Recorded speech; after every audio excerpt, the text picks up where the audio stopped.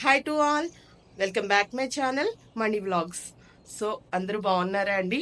బాగుండాలని మనస్ఫూర్తిగా కోరుకుంటూ ఈరోజు వ్లాగ్ స్టార్ట్ చేస్తున్నాను. ఈరోజు వ్లాగ్ ఏంటంటే మేము అన్నవరానికి వచ్చామండి. సో మేము పూజ చేయించుకోవడం అదంతా కూడా నేను ఇక్కడ చూపిస్తాను. అన్నవరంలో చాలా మీకు డీటెయిల్స్ కూడా ఇస్తాను. సో చూసేద్దాం. సో మేమైతే మే 1 థర్స్డే అండి. ఆ రోజు ఈవినింగ్ 4 o'clock అలా బయలుదేరాము. లంచ్ చేసి కొంచెం రెస్ట్ తీసుకుని ఇంటి నుంచి బయలుదేరమాట. అన్నవరం వెళ్దామని చెప్పేసని. మా అబ్బాయికి మొక్కు ఉందండి. అంటే తన ఎగ్జామ్స్ రాస్తున్నప్పుడే మేము అనుకున్నాం అన్నమాట, అన్నవరం తీసుకొచ్చి వ్రతం చేయిద్దామని అనుకున్నాం. సో దానికోసమని ఇంకా అన్నవరం వెళ్దామని చెప్పేసని ఇంక బయలుదేరేసాము. మేము ఇక్కడికి వచ్చేసరికి 5:30 అలా అవుతుందండి. ఇంకా మాకు కరెక్ట్గా ఇక్కడ ఆర్చ్ ఉంటుంది కదండి, ఆర్చ్ దగ్గరికి వచ్చేసరికి పోలీస్ చెకింగ్ ఉందండి. పోలీస్ చెకింగ్ ఏముంటుంది, నార్మలే కదా ఎప్పుడూని అని అనుకున్నాము. చార్జెస్ అయితే 50 రూపీస్ చేస్తున్నారు కొండ మీదకి కారు వెళ్ళడానికి. సో అది టికెట్ తీసుకున్నాము, అయిపోయింది. కానీ కొంచెం ముందుకు వెళ్ళేసరికి పోలీస్ ఆపారు. ఎందుకు ఆపారో అర్థం కాలేదు మాకు. దిగమంటే దిగే వెళ్ళారు మా హస్బెండ్. వెళ్తే అక్కడేమో ఆ కార్కి ఒక స్టిక్కరింగ్ చేయించున్నారండి మా వాళ్ళు. ఓం అని చెప్పేసని, అది మొత్తం అల్లా అలా ఉంటుంది కదా, అల్లా, జీసస్, నెక్స్ట్ ఏమో ఓంకారం కలిపి ఉంటుంది కదా, అది ఆ స్టిక్కర్ అనేది ఇక్కడ మేము స్టిక్కరింగ్ చేయించుకుని ఉన్నాం అన్నమాట మా కార్కి. దాన్ని అబ్జెక్షన్ చెప్పారు వాళ్ళు, ఉంటే పైకి తీసుకెళ్ళకూడదు. సో ఆ స్టిక్కర్ని మీరు కవర్ చేయండి, లేకపోతే తీసేసేయండి అని చెప్పేసి అన్నారు. ఏం చేయాలో అర్థం కాలేదు. ఇంకా తీసేద్దామని అనుకునేసరికి వాళ్ళే ఐడియా ఇచ్చారు. మళ్ళీ అక్కడ స్టిక్కరింగ్ ఉంటుంది, దానికి సంబంధించిన అంటే సత్యనారాయణ స్వామి స్టిక్కరింగ్ ఉంటుంది, అది వేసేయండి సరిపోతుంది అని అన్నారు. అది వేస్తామండి. అప్పుడు అలౌ చేస్తారు. ఇంకా మేము కొండ మీదకి వెళ్తున్నాం అనమాట. సో ఎవరైనా సరే వెళ్ళేటప్పుడు, ఒకవేళ మీరు ఎవరైనా వెళ్ళేటప్పుడు అలాంటి అంటే మనకి ఇప్పుడు ఇంతకు ముందు అయితే ఇలాంటి చెకింగ్ అది ఉండేది కాదు, ఇప్పుడైతే ఉంటుందండి. కాబట్టి ఈ స్టిక్కరింగ్స్ అవి అలాంటివి ఏమైనా ఉంటే కార్కి అవన్నీ చెక్ చేసుకోండి. చెక్ చేసుకుని వెళ్తే బెటర్. ఎందుకంటే మళ్ళీ అక్కడ అంటే ఏం లేదు, టైం వేస్ట్ అవుతుంది, కొంచెం లిటిల్ టైం అనేది వేస్ట్ అయిపోతుంది కదా. అందుకోసం మాకు అదే అయింది. ఒక పావు గంట దగ్గర టైం అయితే వేస్ట్ అయిపోయింది. అందుకోసం అది మీరు అది మొత్తం అన్నీ చూసుకుని వెళ్ళండి. నెక్స్ట్ ఇంకా రూము రిజర్వ్ చేయించుకోలేదు మేము ఏమీని. వెళ్ళి ఒక సెక్యూరిటీ గార్డ్ని అడిగితే వాళ్ళు చెప్పారు, సెంట్రల్ రిజర్వేషన్ ఆఫీస్ అని ఒకటి ఉంటుంది, అక్కడకు వెళ్ళి చెక్ చేసుకోమన్నారు రూమ్స్ ఉన్నాయా లేదా అనేది. మ్యాక్సిమం మేము వెళ్ళింది నార్మల్ టైంలోనే కదండి, అందుకోసమని మాకు ఏమీ రష్ లేదు. అంటే మే 15th ఆఫ్టర్ మేబీ రష్ ఉండొచ్చండి, ఎందుకంటే అప్పుడు హాలిడేస్ ఉంటాయి కదా. సో జర్నీ చేసి వచ్చాం కదండి ఎండలో, అందుకే ఇంకా బాగా ఫేడ్ అవుట్ అయిపోయాము. సో సెంట్రల్ రిజర్వేషన్ ఆఫీస్కి అయితే రూమ్ కోసం అని చెప్పేసని, ఇంకా రూమ్ రిజర్వేషన్ కోసమని డీటెయిల్స్ కోసం వెళ్తున్నామండి. డీటెయిల్స్ అయితే చాలా బాగానే చెప్పారు. ఏసీ రూమ్ అయితే 900 నుంచి ఉందండి, 900, 1700 అండ్ లగ్జరీ రూమ్ ఏమో 2800 అని 3 టైప్స్ ఉన్నాయని చెప్పారు. తీసుకున్నది కాటేజెస్లో తీసుకున్నామండి రూము. మేమైతే ఇంకా డిసైడ్ అయిపోయామండి 1700లో తీసుకుందామని చెప్పి. ఎందుకంటే 1700 మీడియంలో ఉంది కాబట్టి, మాకు 3 members కాబట్టి మేము మాకు సరిపోతుంది ఇంకానే అనుకున్నాము. అందుకే ఇంకా 1700కి ఫిక్స్ అయిపోయాము.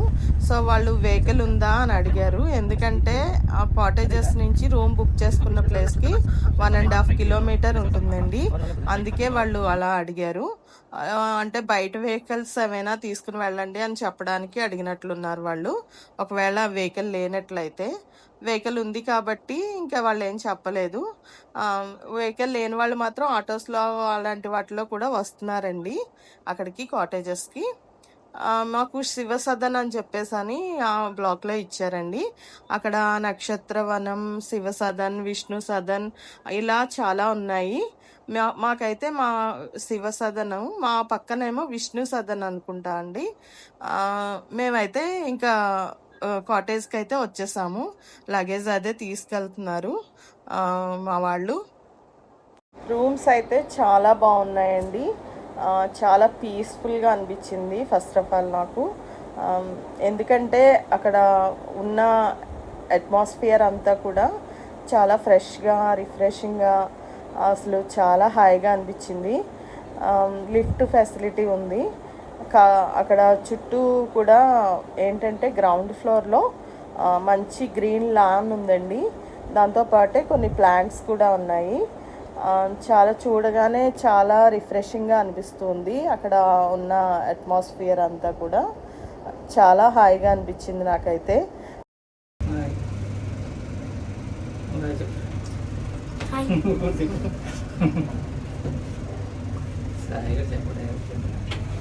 అయితే ఫస్ట్ ఫ్లోర్లోనే రూమ్ ఇచ్చారండి. మేమైతే రూమ్కి లిఫ్ట్లో లగేజ్ తీసుకుని బయలుదేరాము. మా రూమ్ నెంబర్ వచ్చేసి 117 అనమాట. బయట చాలా చాలా ఎండగా ఉందండి. రూమ్లోకి రాగానే ఒక విధమైన రిలాక్సేషన్ అనేది వచ్చింది. మా రూమ్ నెంబర్ 117 అండి. సో రూమ్లోకి అయితే వచ్చేసాము. ఒకసారి రూమ్ అంతా కూడా మీకు చూపించేస్తాను. ముందుగా ఇలాగా వచ్చి రాగానే ఇలాగా ఒక డబుల్ కాట్ బెడ్ ఉందండి. నెక్స్ట్ తర్వాత ఒక 2 చైర్స్ ఇచ్చారండి. 2 చైర్స్ బాగానే ఉన్నాయి. నెక్స్ట్ ఏమో చైర్స్ పక్కనే ఒక డ్రెస్సింగ్ టేబుల్ కూడా ఉందండి. తర్వాత ఏమో కర్టెన్స్ ఉన్నాయి. కర్టెన్స్ బ్యాక్ సైడు మామూలుగా గ్లాస్ డోర్ లాంటిది ఉంది. ఇదంతా రూమ్ అండి. అలా సింగిల్ కాట్ ఒకటి ఇచ్చున్నారు. డబుల్ కాట్ తో పోల్చుకుంటే ఈ సింగిల్ కాట్ కొంచెం హైట్లో ఉందండి. ఎందుకంటే మేము పడుకునే ముందు ఈ 3 కూడా జాయిన్ చేసేసాము. జాయిన్ చేసేసి ఒక దగ్గరే పడుకున్నట్టు ఉంటుందని చెప్పేసి అని జాయిన్ చేసి పడుకున్నాము. ఇది డబుల్ కాట్ బెడ్ అండి. అది సింగిల్ కాట్. ఇంకా దాంతోపాటు ఇలాగా కాట్ పక్కన ఒక చిన్న టేబుల్ లాంటిది కూడా ఇచ్చారు. తర్వాత ఇంకా ఇలా కర్టన్స్ తీస్తే అది వ్యూ అండి. బాల్కనీ వ్యూ కనిపిస్తుంది. కానీ బాల్కనీ వ్యూ ఏమీ లేదండి. ఓన్లీ ట్రీస్ ఒకటే కనిపిస్తున్నాయి. బాల్కనీలోంచి వెళ్ళి బయటికి వెళ్ళి చూస్తే ఓన్లీ ట్రీస్ మాత్రమే ఉన్నాయి. మేము అప్పటికే వచ్చి ఒక హాఫ్ అన్ అవర్ అలా అవుతుంది కాబట్టి చీకటి పడుతుంది. నెమ్మదిగా సన్సెట్ అవుతుంది. సో అది అక్కడ ఒకటి వాటర్ ట్యాంక్ ఒకటి కనిపిస్తుంది అంతే. ఇంకా వేరే ఏమీ లేదండి. ఇంకా బాల్కనీ డోర్ ఓపెన్ చేస్తుంటే చిన్న చిన్న మిడతలు అవి వస్తున్నాయి. అక్కడ ఒక లాక్డ్ రూమ్ ఉందండి. దాన్ని మేము ఇగ్నోర్ చేస్తాము. నెక్స్ట్ ఇంకా మేము బాల్కనీ డోర్ అయితే క్లోజ్ చేసేసే ఉంచామండి. మేము వచ్చేసేంత వరకు కూడా. ఎప్పుడైనా నార్మల్గా తీయాలంటే తీసి మళ్ళీ వెంటనే వేసేసేవాళ్ళము. ఎందుకంటే రూమ్ ఫస్ట్ ఫ్లోర్లో ఉంది కాబట్టి అంత సెక్యూరిటీ కాదని అనిపించింది మాకు. అందుకే ఈ తాళం కప్ప తీసుకెళ్ళి ఇంకా బాల్కనీ డోర్కి వేసేసాము. బయటికి వెళ్ళినప్పుడు ఈ తాళం కప్ప తీసి మెయిన్ డోర్కి వేసుకునే వాళ్ళము, కొంచెం సెక్యూర్డ్గా ఉంటుందని. ఇంకా ఇది రూమ్ అండి. రూమ్తో పాటు ఒక టీపాయ్ కూడా ఇచ్చారు. ఇంకా ఇక వాష్ ఏరియా అండి. ఇది మనం బ్రషెస్ అది చేసుకోవడానికి. దాంతోపాటు ఒక మిర్రర్ కూడా ఉంది ఇక్కడ. మిర్రర్తో పాటు ఇక్కడ ఒక డస్ట్బిన్ కూడా ఉందండి. సో అక్కడ ఒక డస్ట్బిన్ ఇచ్చారు. ఇంకా తర్వాత వాష్ ఏరియా ఇది. ఆ వాష్ ఏరియాలో ఒక హీటర్ కూడా ఉంది. అది 24/7 పనిచేస్తుంది. ఇంకా ఇది లాబరేటరీ అండి. సో లాబరేటరీ అంతా బాగానే ఉంది. నార్మల్గానే ఉంది. ట్యాప్ అనేది లేదు అంతే. ఇంకా ఈవినింగ్ అయితే మేము నైట్ ఇంకా డిన్నర్ కోసమని బయటకు వచ్చామన్నమాట. ఇక్కడ ఒక ఇది కళ్యాణ మండపం ఉందండి. చాలా బాగుంది చూడటానికి. ఇంకా హాఫ్ మూన్ డే కాబట్టి ఇంకా అది చూస్తే ఒక సీనరీ లాగా కనిపిస్తుంది మాకు. నాకు చాలా బాగా అనిపించింది. బాగుంది, చాలా అందంగా అనిపించింది అన్నమాట. అది కళ్యాణ మండపం అనేది క్లోజ్ చేసి ఉందండి. పెళ్ళిళ్ళు అవి ఏమీ లేవనుకుంటా అప్పుడు. ఇది నెక్స్ట్ డే అండి. నెక్స్ట్ డే మార్నింగే బయలుదేరాము. నేను మా హస్బెండ్ రెడీ అయిపోయి బయలుదేరేసాము. మా అబ్బాయి మాత్రం షార్ట్స్‌లోనే వచ్చాడు. ఎందుకంటే తనకి మొక్కు ఉందండి. తన హెయిర్ 3 కటింగ్స్ ఇద్దాం అని చెప్పేసని అనుకున్నాడంట. అది మాకు ముందుగా చెప్పాడు. సో, ముందు అక్కడికి తీసుకెళ్ళి ఆ 3 కటింగ్స్ ఇచ్చేసిన తర్వాత అప్పుడు అక్కడే స్నానం చేయించి అక్కడ రెడీ చేద్దామని తన బట్టలు అవి తీసుకుని తను తీసుకుని రెడీ చేయకుండానే తను తీసుకుని వెళ్ళాము. మేము టెంపుల్ బ్యాక్ సైడ్ నుంచి వెళ్ళామండి.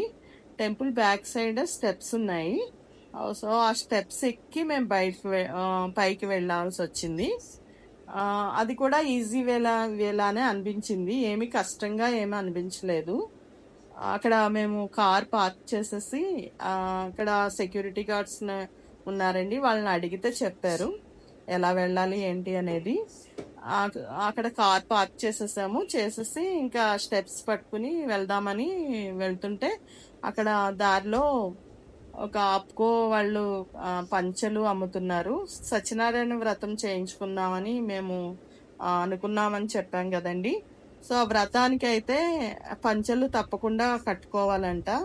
మగవాళ్ళు పంచెలు కట్టుకోవాలంట, ఆడవాళ్ళు చీరలు కట్టుకోవాలనేది తప్పకుండా ఆచరించాలంట అది. కాబట్టి అక్కడ మా అబ్బాయికి అయితే నేను పంచె ముందే తెచ్చున్నాను, తనకి సరిపోయింది. కానీ మా వారికి పంచె లేదు కాబట్టి అక్కడ మేము తీసేసుకున్నాము. పంచె తీసేసుకుని ఇంకా స్టెప్స్ ఎక్కుతున్నాం అన్నమాట పైకి వెళ్ళడానికి. పైకి వెళ్ళి అక్కడ అడిగితే వాళ్ళు కేశఖండనశాల ఎక్కడ అని అడిగితే వాళ్ళు చెప్పారు. వాళ్ళు లెఫ్ట్ సైడ్కి రైట్ సైడ్కి వెళ్ళి తర్వాత లెఫ్ట్ తిరగండి అని అన్నారు. అక్కడ కోతులు కూడా ఎక్కువే ఉన్నాయండి. మార్నింగ్ అయితే ఆ టైము 8 to 9 అవుతుందండి. ఆ టైంలో ఇంకా మేము బయలుదేరాము. బ్రేక్ఫాస్ట్ అది చేయలేదు, ఎందుకంటే వ్రతం చేయించుకుందామన్న ఉద్దేశంతో ఉన్నాం కాబట్టి. మాకు కేశఖండనశాలకి వెళ్ళడం పెద్ద కష్టమేమీ అనిపించలేదండి. అక్కడి నుంచి రైట్ సైడ్ తిరిగి డైరెక్ట్ వేలో వెళ్తే అక్కడ కేశఖండనశాల ఉంది. అక్కడ వెళ్లే దారిలోనే ఈ ఆవునేతి దీపాలు అవి అమ్ముతున్నారండి. ఆ పక్కన ఒక చెట్టు ఉందండి. ఆ చెట్టుకి దగ్గరలో ఒక ఆంజనేయ స్వామి విగ్రహం ఉంది. ఆ విగ్రహం దగ్గర ఆ నేతి దీపాలని వెలిగిస్తున్నారు. ఇంకా మేమైతే హెయిర్ కట్ కోసం అని చెప్పేసి బయలుదేరామండి. అది అక్కడి నుంచి ఒక 500 మీటర్స్ దూరంలో ఉంది. కాకపోతే అక్కడికి నడిచి వెళ్ళటం అనేది కొంచెం టైం పట్టింది. ఒక పావు గంట అలా టైం పట్టింది. ఆ ఎదురుగా కనిపిస్తున్న బిల్డింగ్లోనే వ్రతాలు చేస్తున్నారండి. కానీ చాలా పెద్ద బిల్డింగ్స్ అవి. అంటే చాలా అంటే ఎక్కువ మంది పట్టే విధంగా ఉన్నాయి. అక్కడ వ్రతాలకు అందరూ కూర్చుని ఆల్రెడీ చేస్తున్నారు. ఆ లోపలికి కెమెరా కూడా అలో చేస్తారంటండి. 300 రూపీస్ టికెట్ అది. సో తర్వాత 1000 రూపీస్ టికెట్ వాళ్ళకి ప్రసాదం అనేది ఇస్తున్నారు. అంటే 2 ప్యాకెట్స్ ఆఫ్ ప్రసాదం ఇస్తున్నారు. 300 గ్రామ్స్ ఆఫ్ ప్రసాదము 2 ప్యాకెట్స్లో ఇస్తున్నారు. నెక్స్ట్ అది కాకుండా ఇంకొక ప్రసాదం కూడా ఉందండి. అది చూడటానికి మనకి జాగరీ లాగా అనిపిస్తుందండి. అది కూడా చాలా బాగుంటుంది. ఆ ప్రసాదం కూడా ఇస్తున్నారు 1000 రూపీస్ టికెట్లో. హాల్స్ అయితే చిన్న చిన్న హాల్స్ ఉన్నాయి. చిన్న హాల్స్లో చేయిస్తున్నారు అన్నమాట. సో లోపలికి అయితే వచ్చామండి. కేశఖండనశాల దొరికింది చివరికి. అక్కడైతే వాళ్ళు హెయిర్ కట్ అనుకోలేదు ఫస్ట్. అంటే 3 కటింగ్స్ అని అనుకున్నాం కదండి, అలా అనుకోలేదు. వాళ్ళు హెయిర్ మొత్తం రిమూవ్ చేయాలేమో అనుకుని మొత్తం హెయిర్ అంతా తడిపి రమ్మన్నారు. ఇంకా తడుపుకుని వచ్చాడు మా అబ్బాయి. ఇంకా 3 కత్తెరలు తీసేసి అది అక్కడ హుండీ లాంటిది ఉంది, దాంట్లో దండం పెట్టేసి వేసేసేయమన్నారు. చాలా తక్కువ టైంలోనే అయిపోయిందండి. వెళ్ళిన వెంటనే అది అయిపోయింది. ఎందుకంటే ఖాళీగానే ఉంది, రష్ లేదు అక్కడ. నార్మల్గా అయితే హాలిడేస్ టైంలో కానీ లేకపోతే ఏదైనా స్పెషల్ టైమ్స్లో కానీ చాలా రష్ ఉంటుందండి అక్కడ కూడా. కాబట్టి అక్కడ మా వారు దిష్టి తీసి మనీ ఇస్తున్నారు. ఆమ్, సో అది అయిపోయింది. తర్వాత పూజా సామాగ్రి తీసుకున్నాము వ్రతానికి. వాళ్ళొక కిట్ ఇచ్చేశారు.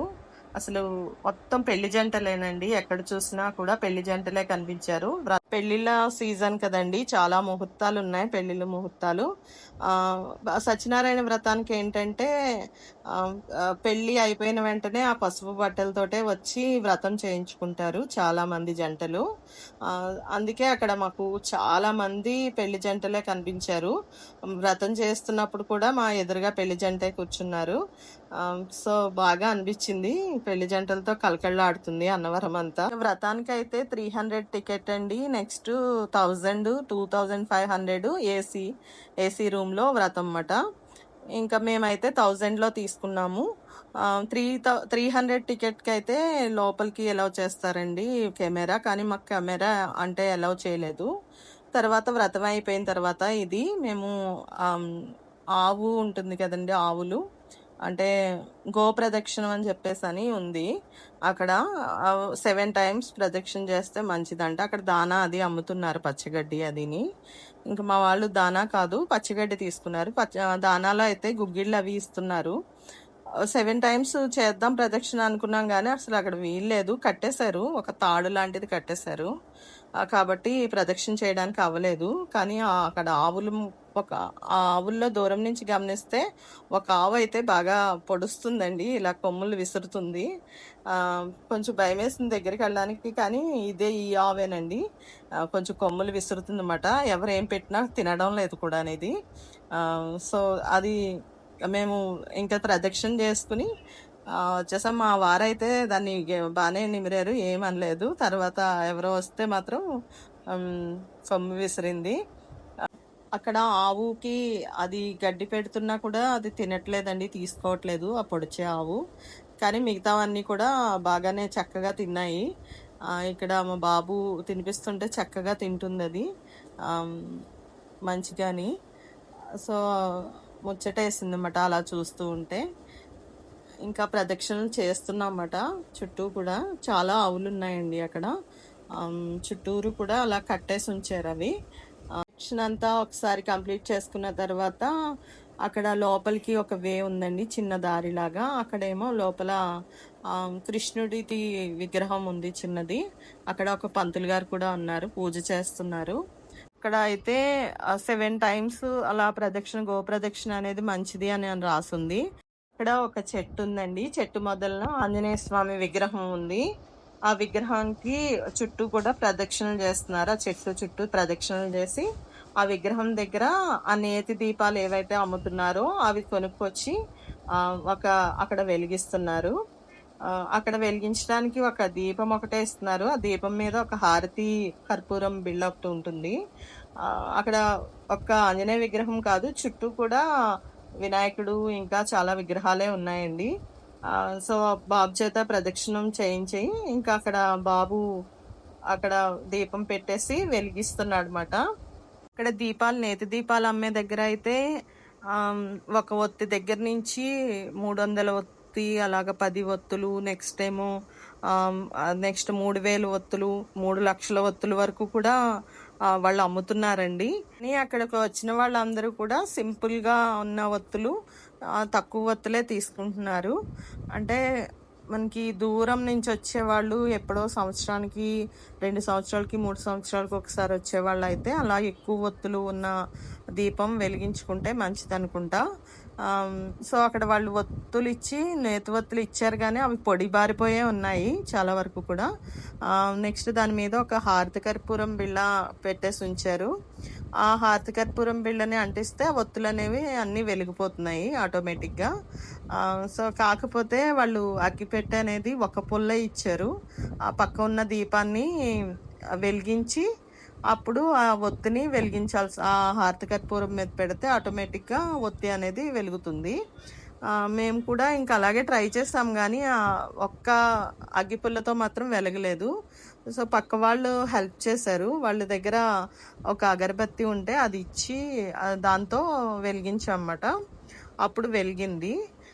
బాబు వెలిగించేసి ఇంకా అక్కడ దండం పెట్టుకున్నాడండి.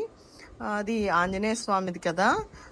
సో అందుకోసమని ఇంకా మేము అక్కడ దండం పెట్టించి బాబు చేత ఇంకా వచ్చాము. తర్వాత మా హస్బెండ్ వెళ్ళారు. మా హస్బెండ్ వెళ్ళి ఆయన కూడా దండం పెట్టుకుని వచ్చారు. దీపం వెలిగించిన తర్వాత కొంచెం ముందుకు వస్తే అక్కడ ఇక్కడ రామాలయం ఉందండి. రామాలయంలోకి వెళ్ళండి అని చెప్పేసి అక్కడ ఉన్న వాళ్ళు చెప్తూ ఉన్నారు.